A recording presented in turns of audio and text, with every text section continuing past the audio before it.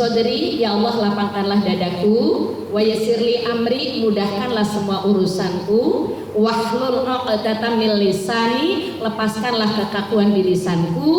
Yafqahu qauli, agar orang paham terhadap apa yang kami sampaikan. Amin. Istajib doa ana. Ibu-ibu rahimakumullah, bersyukur kita kehadiran Allah Jalla wa'ala yang sudah memberikan kepada kita hidayah, petunjuk untuk kita meringankan langkah kita bersama-sama tolabul ilm. Dan ini bukan pekerjaan sambilan, karena belajar itu adalah fardu, ya. Jadi tolabul ilmi faridotun ala kulli muslimin wa muslimah. Jadi menuntut ilmu itu adalah fardu. Karena fardu kita nggak main-main. Jadi kita sungguh-sungguh. Karena ini adalah pekerjaan fardu. Jadi menuntut ilmu adalah wajib. Maka untuk itu kita belajar hari ini melanjutkan tentang tauhid. Jadi kita sudah belajar tauhid uluhiyah, kita sudah belajar tauhid rububiyah, kita juga sudah belajar tauhid asma wa sifat.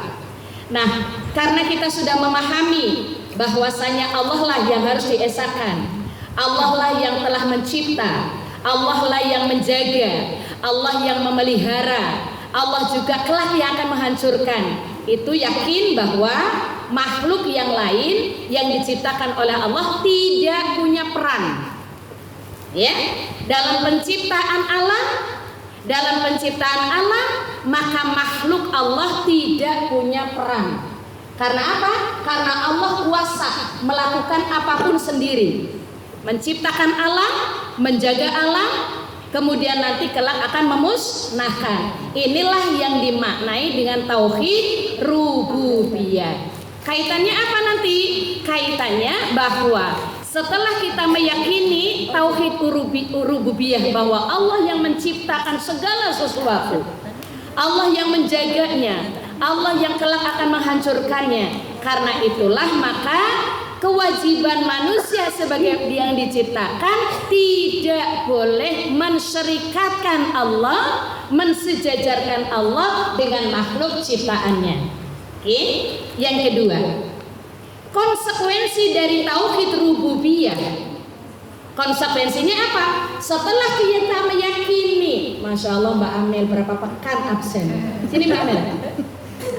Setelah kita meyakini bahwa Allah lah yang harus kita esakan, yang tidak boleh kita serikatkan, konsekuensinya bahwa hanya Allah lah yang punya hak untuk dipuji, Allah lah yang punya hak untuk disembah, Allah lah yang punya hak untuk dimintain sesuatu, dan Allah lah yang punya hak untuk menolak bala.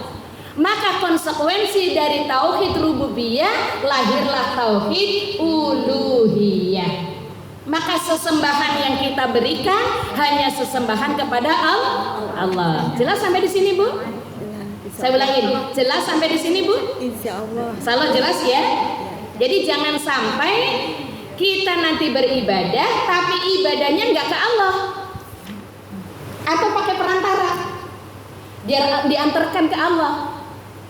Ya, jadi konsekuensi dari tauhid rububiyah, lahirlah tauhid uluhiyah. Allah yang punya hak karena Dia yang mencipta, kita menyembah hanya kepada Allah. Dengan cara apa? Ittiba sesuai petunjuk yang diberikan oleh Rasulullah Shallallahu Alaihi Wasallam. Karena Allah sudah sempurnakan ketika turunnya surah Al-Maidah ayat yang ketiga, Al-yauma akmaltu lakum dinakum wa atmamtu alaikum ni'mati wa raditu lakumul Islam madina. Hari ini kata Allah, telah aku sempurnakan, akmal itu sempurna, Bu. Telah aku sempurnakan untukmu. Apa itu? Al-yauma akmaltu lakum dinakum. Telah aku sempurnakan untukmu agamaku. Jadi agama Allah apa? Dinul Islam. Udah sempurna. Bu, kalau sudah sempurna tidak boleh disempurnakan lagi. Paham? Agama Islam itu sudah sempurna. Maka jangan lagi ditambah, jangan lagi dikurang. Sudah komplit. Nah, kalau udah komplit, sudah sempurna, jangan lagi ditambah. Karena apa? Karena manusia tidak punya hak menambah. Karena kita hanya punya wajib ittiba. Ittiba mengikuti siapa? Nabiullah Muhammad sallallahu alaihi wasallam. Dengan cara apa? Membaca hadis-hadisnya. Bagaimana ibadat puasanya? Petunjuk Rasul. Bagaimana ibadah sholatnya?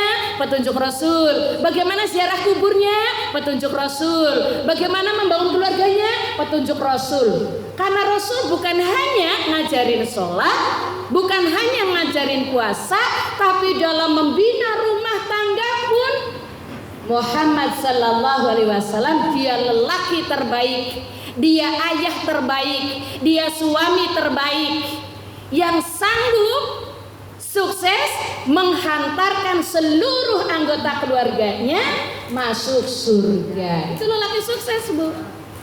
Saya ulangin, lelaki sukses itu adalah yang sukses membawa keluarganya ke surga. Itu sukses. Dan seluruh istri-istri Nabi kelak menjadi istri Rasul di surga. Padahal berat, Bu, mendidik istri satu aja berat ya. Kita jadi istri satu aja, suami kita lelah, kadang-kadang harus ngomel, kadang-kadang harus marah, kadang-kadang harus bentak. Ya kan, Bu? Ya enggak? Pernah dimarah suami enggak? Oh, Masya Allah. Jangan-jangan suaminya malah takut.